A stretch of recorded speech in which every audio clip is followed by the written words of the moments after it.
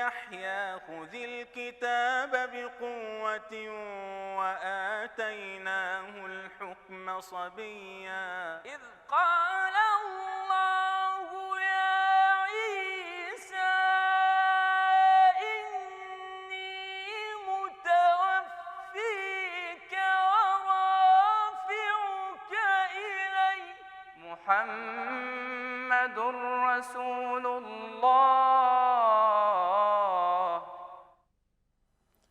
السلام عليكم ورحمة الله.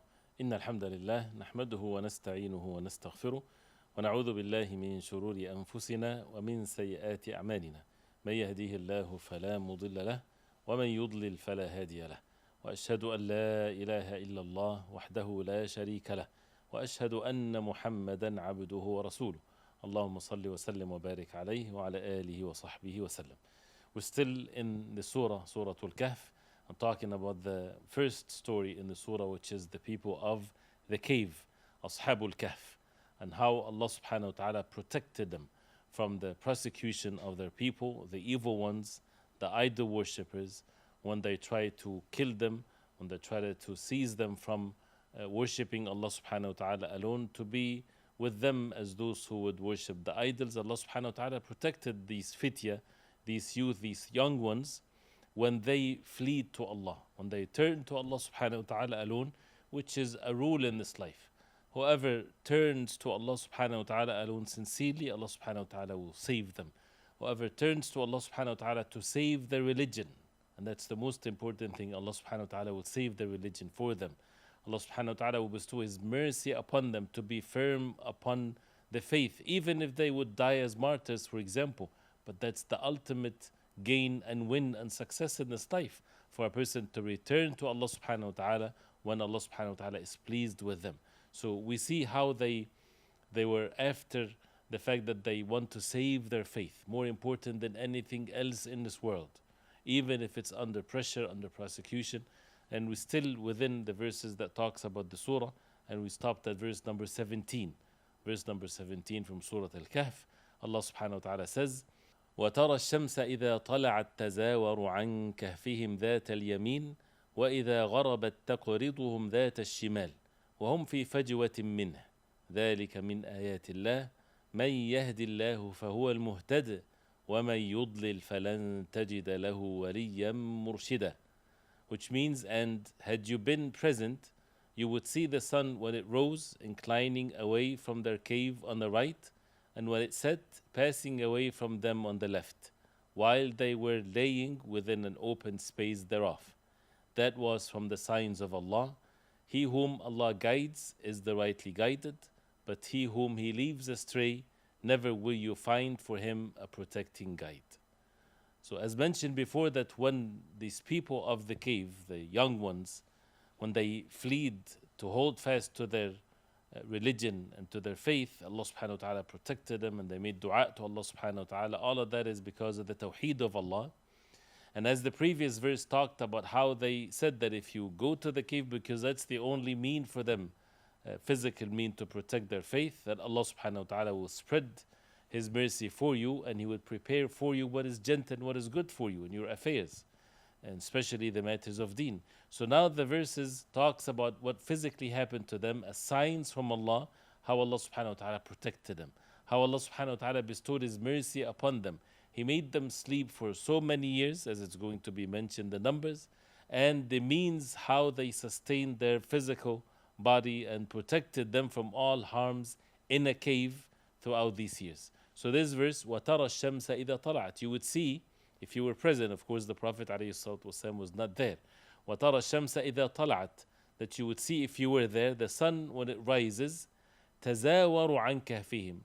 Tazawar, that means it goes away, inclining away from them, so that it doesn't hurt them physically. If the sun is constantly on a direct exposure to the body of the people over the years, this can hurt them severely. But Allah subhanahu wa ta'ala, by His mercy, and this is the manifestation of the mercy of Allah subhanahu wa ta'ala that is mentioned in the previous verses, that Allah subhanahu wa ta'ala made them in a place in the cave where whenever the sun, whenever it rises, it inclines away from them, not directly hitting them in the morning when it rises. So this is what the meaning of تزاوروا عن كهفهم. Like al-izwirar is when someone hides from something.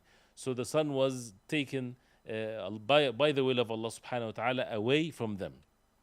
And وَإِذَا غَرَبَتْ, and when the sun is setting, تَقْرِدُهُمْ ذَاتَ الشِّمَالِ.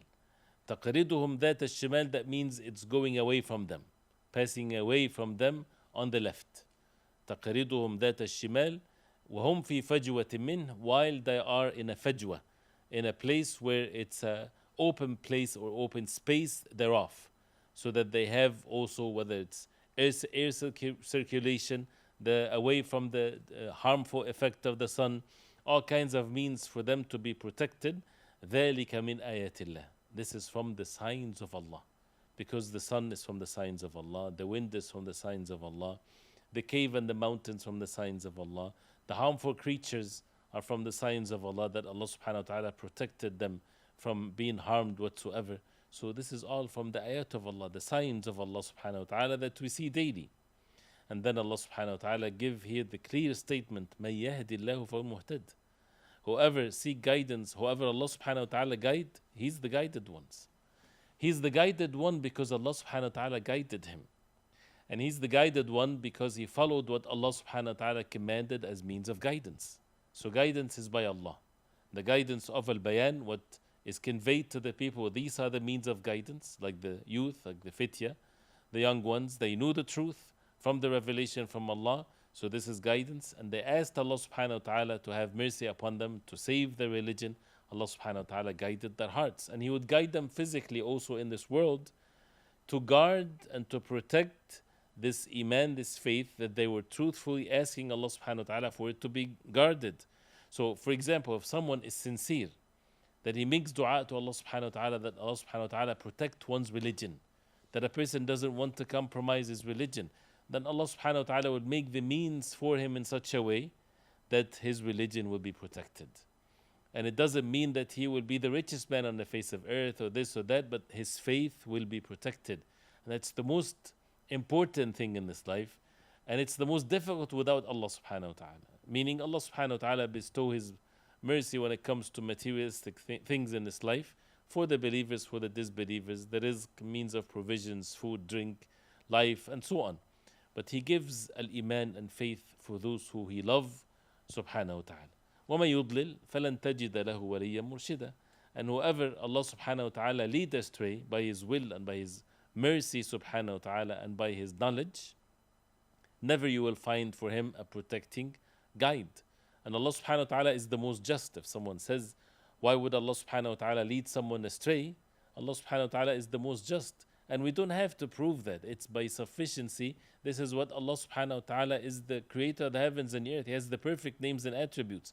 When a human being deficient in his knowledge question the wisdom of Allah subhanahu wa ta'ala, or question the actions of Allah, that says by itself that that human being has a level of ignorance here. Because we're talking about the one that is, none is the like of Him, Allah subhanahu wa ta'ala, the one that created you as a human being. The feel of justice that you would feel, is that just or that's not just or whatever, who's the one that created that in you? Allah subhanahu wa ta'ala. So Allah subhanahu wa ta'ala is the most just, beyond one's understanding. And as explained in the Qur'an in more than one place, the fact is that this idlal, where they have been led astray because of their evil actions, because what's in their heart of arrogance, because of their evil actions, فَلَمَّا زَاغُوا أَزَاغَ اللَّهُ قُلُوبَهُم. When they deviated, Allah subhanahu wa ta'ala deviated them.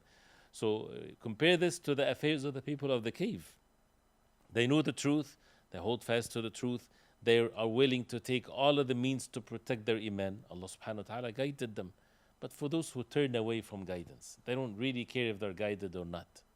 Or the truth is presented to them and they choose to turn away from it because of the ways of the forefathers, for example, or the arrogance, or maybe someone that is less than them, or their enemies.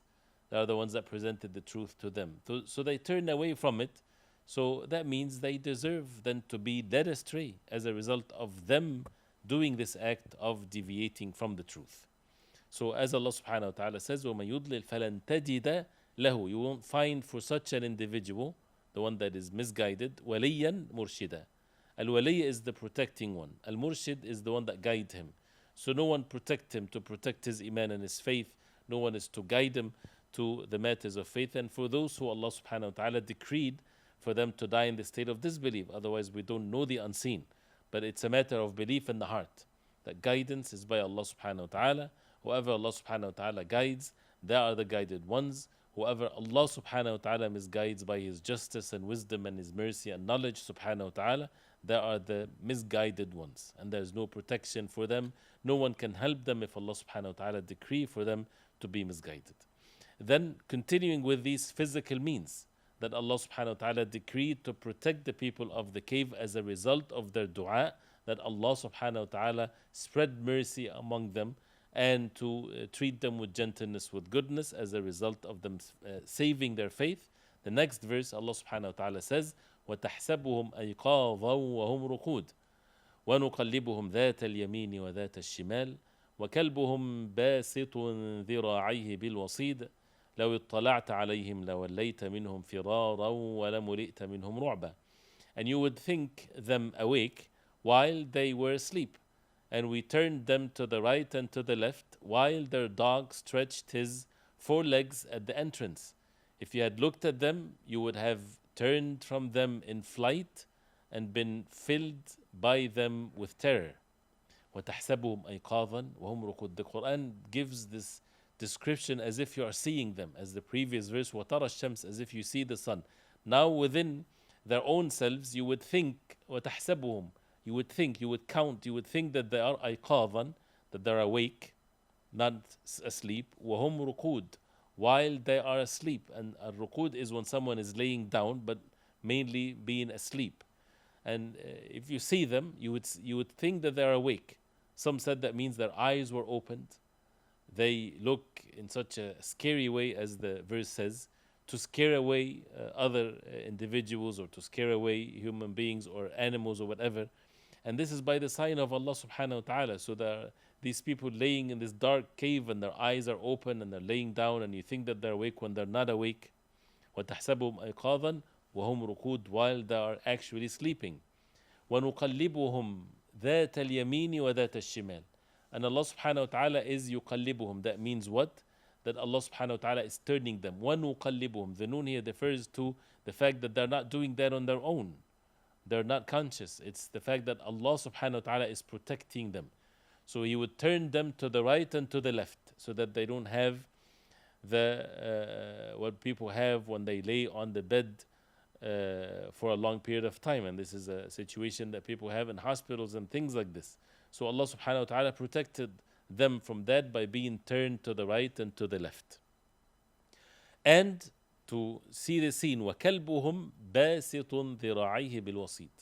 And their dog is stretching his arms by the door, by the entrance, so that if anyone comes, the dog is there as if the dog is also awake. And shows the way that the dog, when it sits on the ground, by the wasid, by the door. And this is all from the means of protection from Allah subhanahu wa ta'ala to them.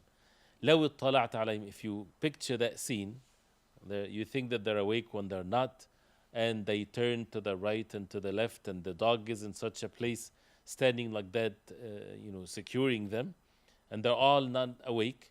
لَوْ اطَّلَعْتَ عَلَيْهِمْ. If you would happen that you would look at them, if you would see that scene, لَوَلَّيْتَ مِنْهُمْ فِرَارًا. لَوَلَّيْتَ, that means that you would turn your back immediately. فِرَارًا, fleeing, in flight. And when someone is fleeing, that person is not having a second thought. When someone is fleeing because it's the extreme terror, he's not looking back even. لَوَلَّيْتَ مِنْهُمْ, from them, فِرَارًا وَلَمُلِئْتَ مِنْهُمْ رُعْبًا. And you will be filled inside with terror because of how that scene is. And that's by the sign of Allah. So how Allah subhanahu wa ta'ala protected them in such a way, it's amazing. With the sun, with the wind, with the dog, with the fact that they turned to their sides, physical means. All of that as a result of their dua, their sincerity, their devotion to Allah, that they're doing that for the sake of Allah. As Allah subhanahu wa ta'ala always save His awliya, His servants, those who are seeking the protection of Allah subhanahu wa ta'ala alone upon the tawheed, the oneness of worship of Allah subhanahu wa ta'ala. Then after that, the next verse talk about when they are awakened. As Allah subhanahu wa ta'ala says, وَكَذَلِكَ بَعَثْنَاهُمْ لِيَتَسَاءَلُوا بَيْنَهُم قَالَ قَائِلٌ مِّنْهُمْ كَمْ لَبِثْتُمْ قالوا لبثنا يوما أو بعض يوم قالوا ربكم أعلم بما لبثتم فبعثوا أحدكم بورقكم هذه إلى المدينة فلينظر أيها أزكى طعاما فليأتكم برزق منه وليتلطف ولا يشعرن بكم أحدا. Which means, and similarly, we awakened them that they might question one another. Said a speaker from among them, how long have you remained here? They said, we have remained a day or part of a day. They said, your Lord is most knowing of how long you remained. So send one of you with the silver coin of yours to the city, and let him look to which is the best of food, and bring you provision from it, and let him be cautious, and let no one be aware of you. So, وَكَذَلِكَ بَعَثْنَاهُمْ لِيَتَسَاءَلُوا بَيْنَهُم. This is how the protection of Allah. بَعَثْنَاهُم, al-ba'th again, they were given this awakening after they slept for so many years. لِيَتَسَاءَلُوا, for them to question one another. They start asking one another after they woke up. قَالَ قَائِلٌ مِّنْهُمْ كَمْ لَبِثْتُمْ. A qa'il, a speaker among them, he said, كَمْ لَبِثْتُمْ. How long did we stay? He's talking to them, including himself, of course. How long did we stay? How long did we sleep? So it seemed like it's been a long time, that they were sleeping, but who would ever imagine that they slept over 300 years? People might think a day, as this is what the ayah says. They said, قَالُوا لَبِثْنَا يَوْمًا أَوْ بَعْضَ يَوْمٍ. Maybe we slept for a day or a part of the day. قَالُوا رَبُّكُمْ أَعْلَمُ بِمَا لَبِثْتُمْ. Your Lord knows best exactly how long you stayed, how long you slept. And when a person sleeps, he loses the feel of time, of course. You don't know how long you slept. You have to check your watch, for example, how long you slept. But otherwise, you won't have any idea from your own self. We don't have this counting system in our own selves. So they said, قَالُوا رَبُّكُمْ أَعْلَمُ بِمَا لَبِثْتُمْ. Then they're awake, they want to eat. فَبَعَثُوا أَحَدَكُمْ بِوَرِقِكُمْ هَذِهِ. Then send one of you with your wariq. And al-wariq is the silver, or a piece of silver. هذه, this one specific, they had some money. إلى المدينة, to the city. فَلْيَنظُرْ, let him look, let him find. أَيُّهَا أَزْكَى طَعَامًا, which is the best of the food that he can bring to us. And that shows, even with these types of situations that they're in, it's also important for a person to get the best that he can. So this is a good thing for a person to do for his own self. And the ulama even took some rulings from this in the subject of al-wikala. Someone is acting on your behalf. It's one going in behalf of the group, and they wouldn't trust him by this. So whatever he buys belongs to all of them. So that when, say for example, someone purchased something, and the seller would say, I sold it to this person, and he is acting on everyone's behalf, so that's sufficient enough. They don't have to approve it because they already gave him the authority. So فَلْيَأْتِكُمْ بِرِزْقٍ مِّنْهُ. So let him bring then for you provisions from the market. وَلْيَتَلَطَّفْ, and let him be kind and gentle, because they're afraid still from their people to prosecute them. وَلَا يُشْعِرَنَّ بِكُمْ أَحَدًا, and do not let anyone know anything about you while they're still hiding, because they're in the cave. So they still think that they are still living in the time where they went to the cave, and they're hungry, they want to have some food. And it also shows, when they went to the cave, there was no preparation for means. They didn't say, what are we going to do for food tomorrow? We need to go for shopping. Who's going to support us with logistics and food and things like this? It's just, it shows the severity of the situation that they faced.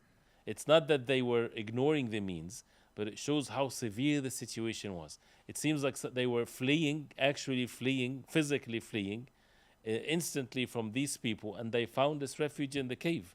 And if they would take any means, it might be very dangerous for them. So this is clearly stated, as you see here, the circumstances. And they were afraid that they would be persecuted as a result of that. So they said what they said to the person. We'll continue, inshallah ta'ala, after the break with some of the details and some of the benefits. But after the break, so stay with us, inshallah. محمد رسول الله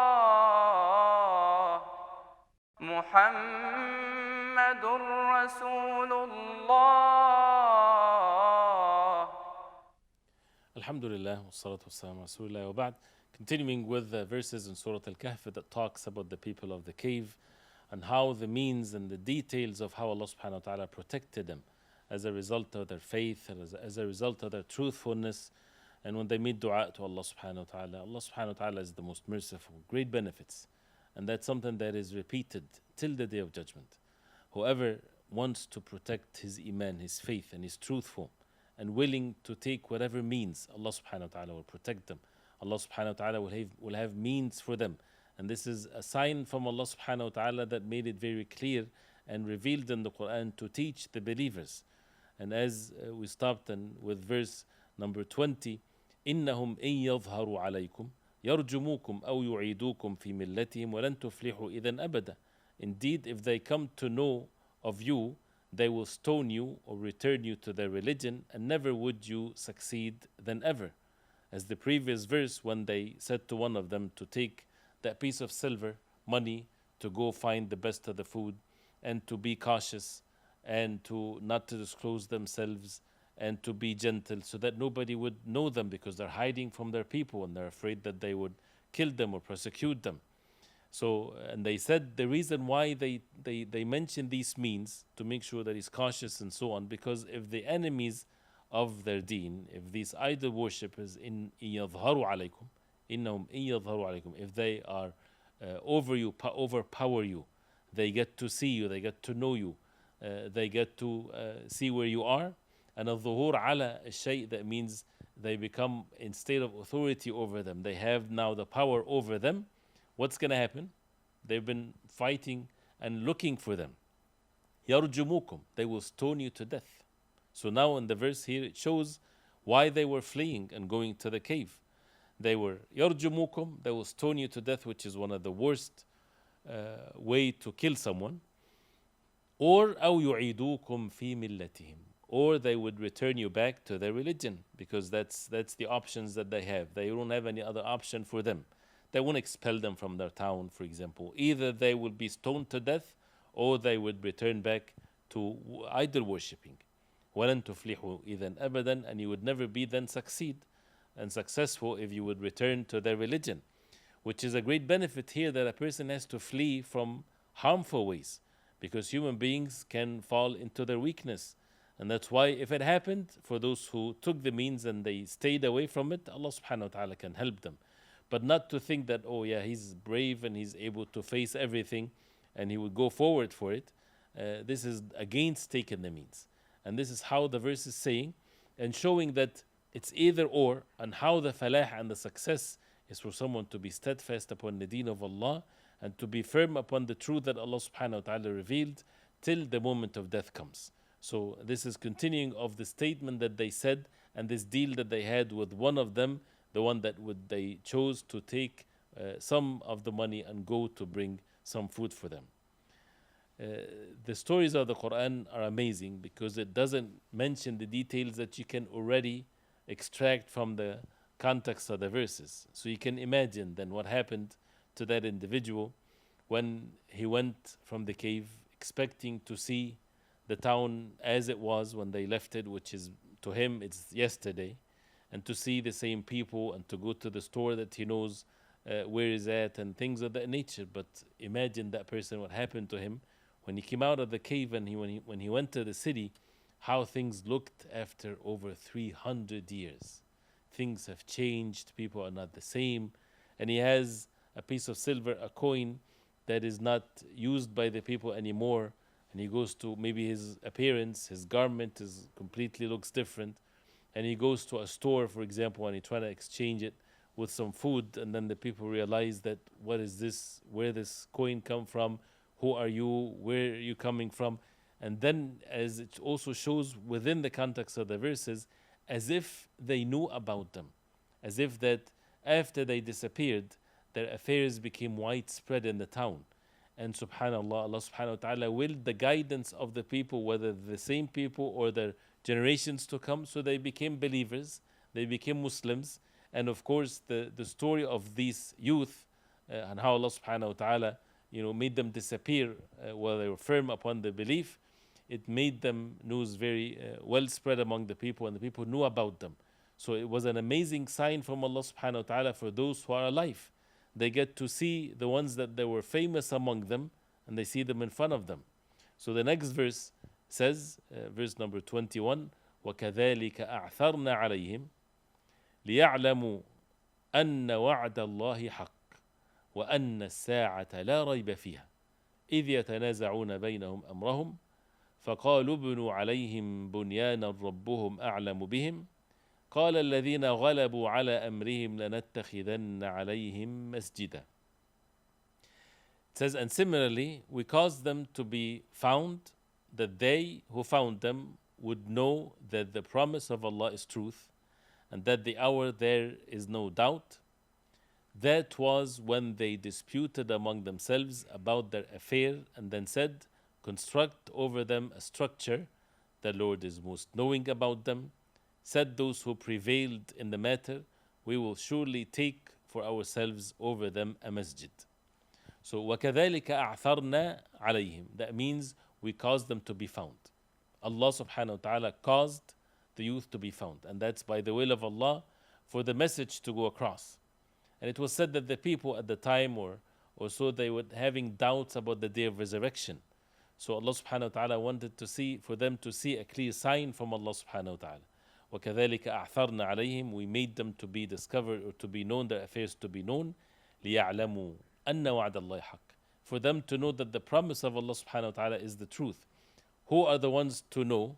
Is it referring to the fitya of the cave, the people of the cave, or the people of the town? Both can be correct. For the people of the cave, they already know that the promise of Allah subhanahu wa ta'ala is the truth. But now this is the knowledge of that they receive it already. They see it with their own eyes. They know it in their hearts. They had the certainty in it. But now they get to see it with their own eyes. And that's why there are levels of ilm. There are levels of knowledge. There is the ilm of al-yaqeen, the ilm of certainty. And there is ilm al-shahada, where people will get to see things with their own eyes. So they get to see that. And the other meaning is also correct for the people of the town. For the people of the town, when the affairs of these youth become clear to them, then they get to see the promise of Allah subhanahu wa ta'ala is the truth. And these people, they were steadfast and they sought the means to protect their religion. Allah subhanahu wa ta'ala protected them against these tyrants and against those who opposed them. And of course, after that many years, of course, these tyrants and all the generations have passed away. So they all died, and these youth individuals, these that Allah subhanahu wa ta'ala saved, they were alive by the will of Allah. So to see that the promise of Allah subhanahu wa ta'ala is the truth, وَأَنَّ السَّاعَةَ لَا رَيْبَ فِيهَا, that the hour is no doubt about it whatsoever. So this is a clear proof of the resurrection of the Day of Judgment. And even without this happening, the proof of the Day of Resurrection is beyond means or evidences that beyond proof.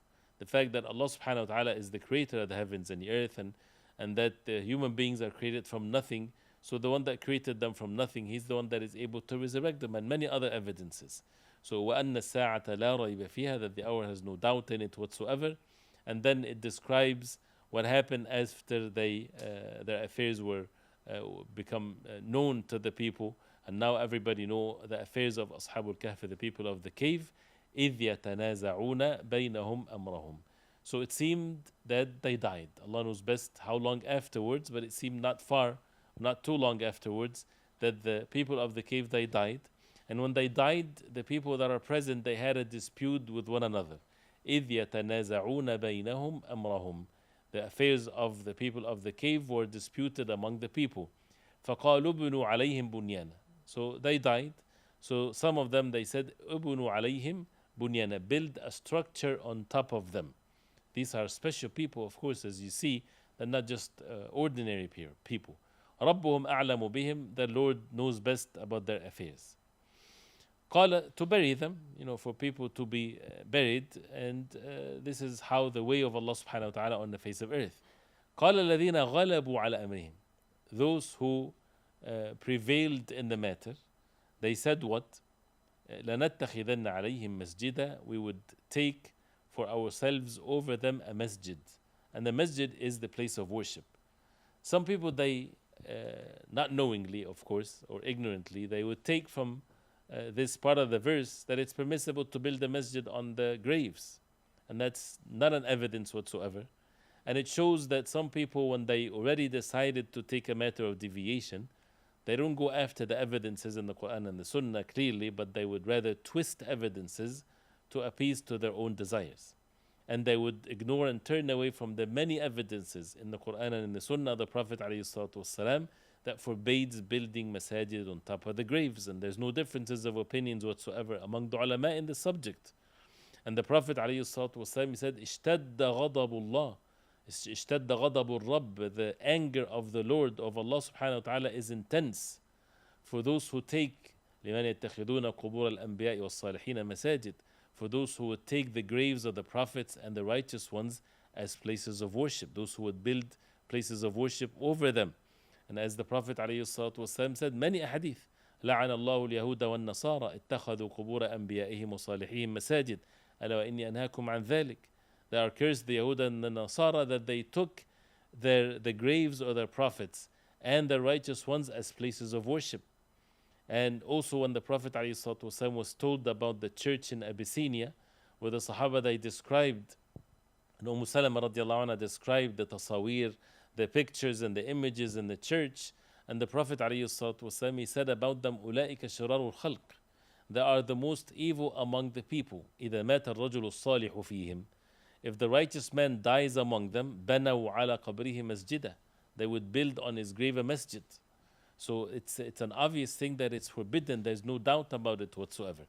Plus the verse itself proves that it's not permissible. Why? Because the ayah says, قال الذين غلبوا على أمرهم. It does not say that it's a good thing or it's approved. It says that those who prevailed, those who had power, those who have decisions, these are the decision-making ones. They are the ones that made the decision that they would build the masjid on top of their graves. So where is that to prove as an evidence that this is permissible? None of that is a proof whatsoever. And that's why, as Allah subhanahu wa ta'ala mentioned in Surah Al-Imran in the beginning of it, the differences between the people of Ahl Sunnah and the people of deviation and those who follow their desires. As for the people of Sunnah, those who follow the truth, the guidance from the revelation from Allah, the Qur'an and the Sunnah, this is what guide them. They don't say before the Qur'an says, and the Sunnah of the Prophet ﷺ, and the same thing for the Sunnah. But as for those who have in their hearts zayg, فَيَتَّبِعُونَ مَا تَشَابَهَ مِنْهُ ابْتِغَاءَ الْفِتْنَةِ وَابْتِغَاءَ تَأْوِيلِهِ. They would follow the doubtful matters, the things that can mean more than one thing, to seek fitna and twist the facts and to follow their desires and so on. So this is what the ayah says and what happened to the fitya after they died. And then the next verse talks about the numbers as it's mentioned previously in the story, and the benefits, of course, for a person to learn from these verses. But we'll do that inshallah ta'ala after the break, so stay with us inshallah. محمد رسول الله محمد رسول الله. Alhamdulillah, wassalatu wassalamu ala Rasulillah. Welcome back, and with the verses in Surat Al-Kahf that talks about the people of Al-Kahf, the people of the cave, and what's mentioned in the verses. And really, we're not, as always, we're not really serving the verses the way it ought to be served, but this is how the Qur'an is. This is not the words of the human beings. This is the speech of Allah subhanahu wa ta'ala, miraculous speech of Allah. So if all humanity, they spend their life benefiting from the Qur'an, it never ends. It never ceases to bring benefits. So, but we need to keep on going and to learn from the verses of the Qur'an. And the most important thing is to establish certain acts of belief, to increase our iman, to believe in the right way, to establish certain deeds done by the heart, and to physically act according to these verses of the Qur'an. So after what's mentioned about the people of the cave, how Allah subhanahu wa ta'ala protected them, and how Allah subhanahu wa ta'ala saved them from their enemies, and what did they say, and how the means that Allah subhanahu wa ta'ala decreed for them to be protected, and what happened to them after they died, and the issue of building a structure over their grave and all of that. Then after that, the next verse, which is verse number 22, the subject of the numbers. Allah subhanahu wa ta'ala says, سيقولون ثلاثة رابعهم كلبهم ويقولون خمسة سادسهم كلبهم رجما بالغيب ويقولون سبعة وثامنهم كلبهم قل ربي أعلم بعدتهم ما يعلمهم إلا قليل فلا تمار فيهم إلا مراء ظاهرا ولا تستفت فيهم منهم أحدا, which means they will say there were three, the fourth of them being their dog, and they will say that there were five, the sixth of them being their dog, guessing at the unseen, and they will say that there were seven, and the eighth of them was their dog. Say, O Muhammad sallallahu alaihi wasallam, my Lord is most knowing of their number. None knows them except a few. So do not argue about them except with an obvious argument, and do not inquire about them among the speculators from anyone. So here with regards to the number, before we talk about this verse, you know how human beings, they are fascinated with sometimes details that is of no benefit. Just mentioning the story like this, you would find people would ask, what's the names of the people of the cave? What year, what part of dynasty or period of time they were present, and what's the name of the king, and what's the name of the mountain, all kinds of things like this. But Allah subhanahu wa ta'ala did mention that for a reason. And as we see that in the stories of the Qur'an, it's about the reciter of the Qur'an to benefit from it. And some of the things that it's allowed for a person to go with their own imagination of what would things happen, even though we won't build actions as a result of this. So the issue of the numbers, people were in dispute. How many numbers are the people of the cave? So the verse, amazingly teaching a way of life, teaching how to deal with things. When people argue, when people are in disputes, and they have all kinds of opinions and things like this. First of all, is that a benefiting thing or not? What's the benefit of it? If there's an action to be built as a result of that, sure.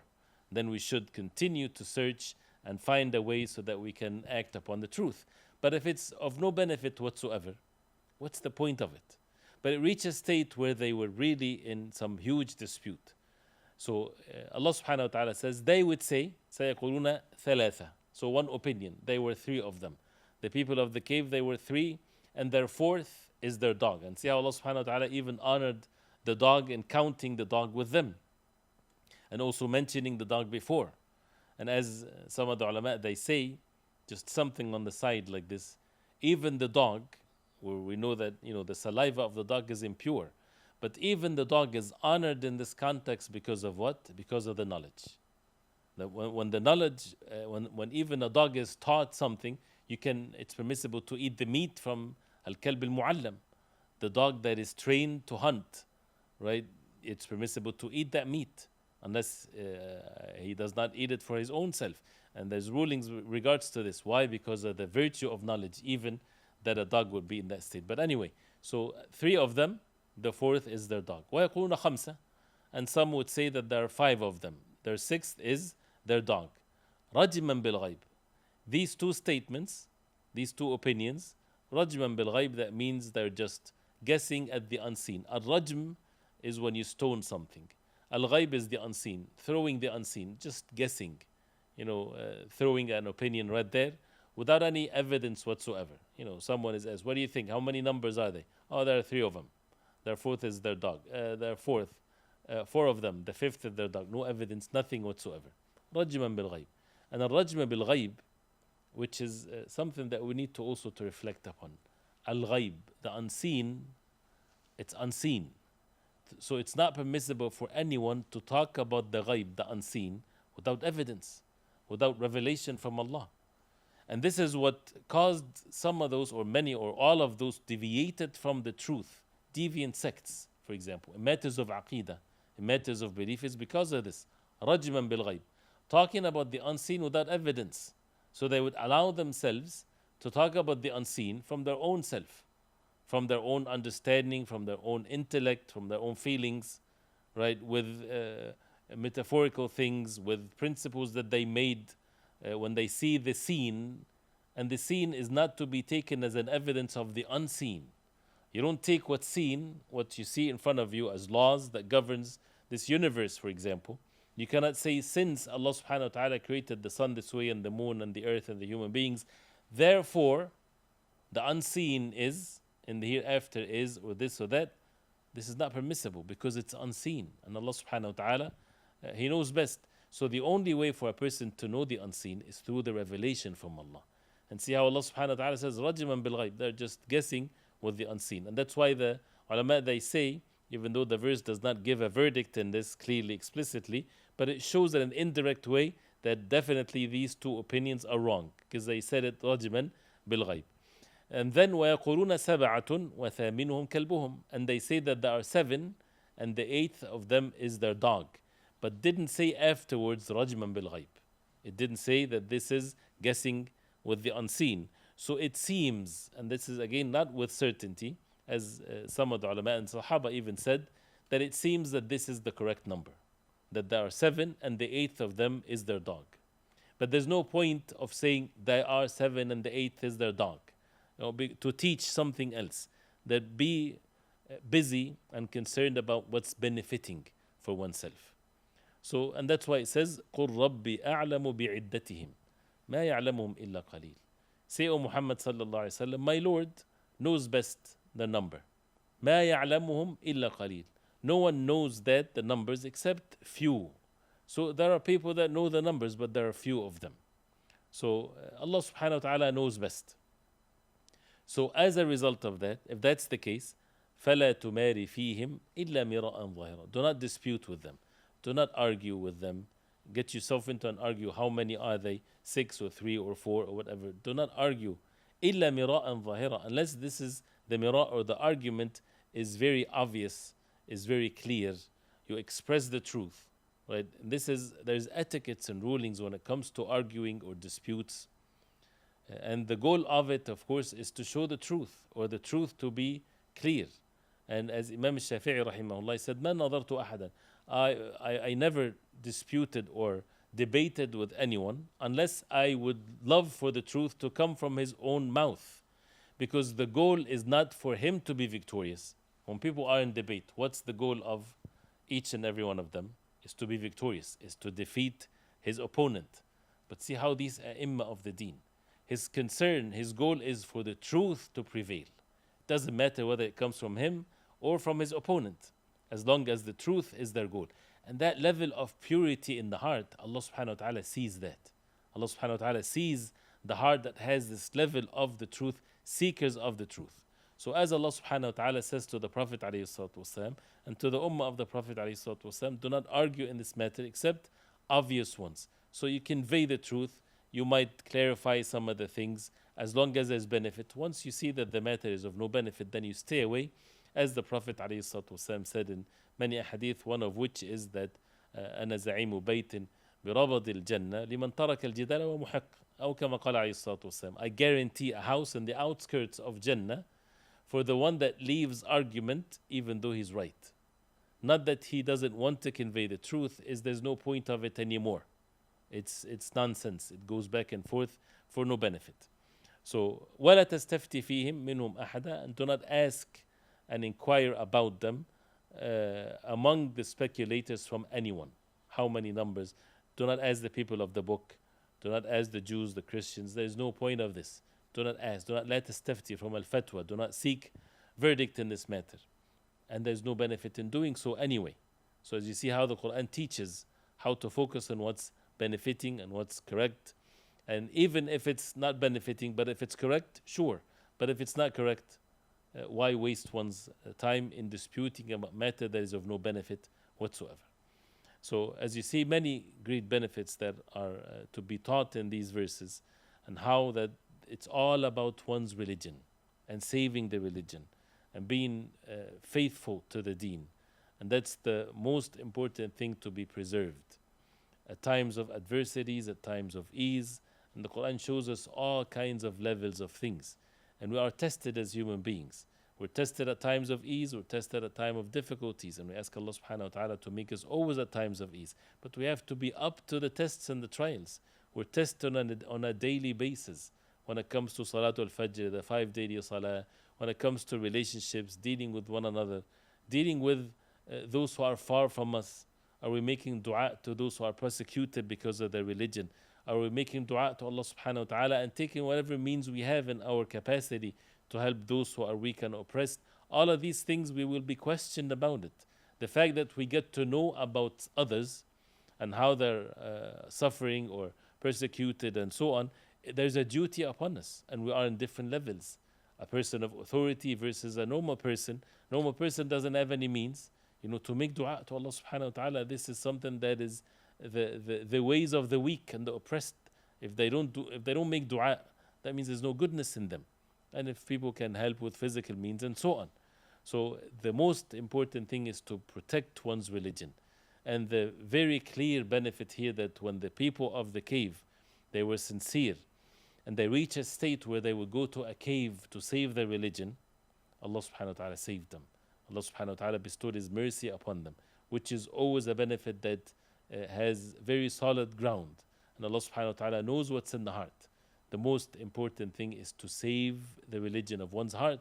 So if a person is firm upon this, Allah subhanahu wa ta'ala will make the means to fall in place for that person to save their religion. And the details of this, if you sincerely want to make salah on time, Allah subhanahu wa ta'ala will guide you to make salah on time. But of course, the sincerity and the truthfulness require for the person to take means. If someone says, I want to memorize the Qur'an, and if Allah will, it will be memorized, but he doesn't take the means, it's never going to happen. So this is always the case where when it comes to the physical means versus the truth that a person wants to attain, is the truthfulness in the heart. And many great benefits, of course, in these verses, and it's still to come afterwards, and why even the verses were revealed to the Prophet ﷺ, but this will be inshallah ta'ala next time if Allah subhanahu wa ta'ala will. وصلى الله وسلم وبارك على محمد وعلى آله وصحبه وسلم والسلام عليكم ورحمة الله وبركاته. إلا الذين تابوا وأصلحوا وبينوا فأولئك أتوب عليهم وأنا التواب الرحيم. فادعوا الله مخلصين له الدين ولو كره الكافرون. يا زكريا إنا نبشرك بغلام. يا أيها النبي إنا أرسلناك شاهدا ومبشرا